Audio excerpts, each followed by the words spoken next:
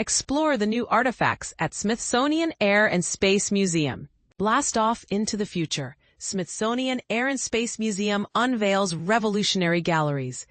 Imagine stepping into a space where the past, present, and future of aerospace converge. Welcome to the newly renovated National Air and Space Museum, where $900 million worth of transformations are nearing completion. On a momentous Monday, the museum flung open the doors to 5 revamped galleries, including 2 that catapult visitors into the thrilling realm of space exploration.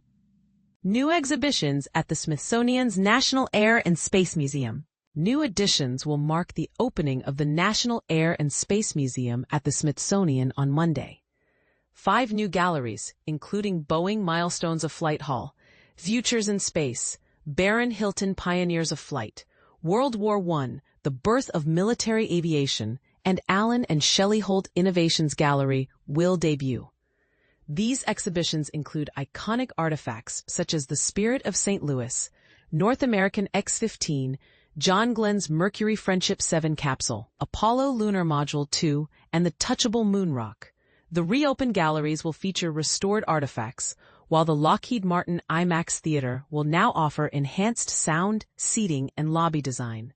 Visitors can enter via the north entrance, 600 Jefferson Drive Southwest, or exit through the south doors on Independence Avenue. Ticketing remains unchanged, with time entry passes available online. Director Chris Brown expressed excitement about the museum's new exhibitions, stating they will provide visitors with more to see and enjoy. The museum's renovation began in 2018 and will conclude July 1, 2026. All exhibitions are open daily, except Christmas, 10 a.m. to 5:30 p.m.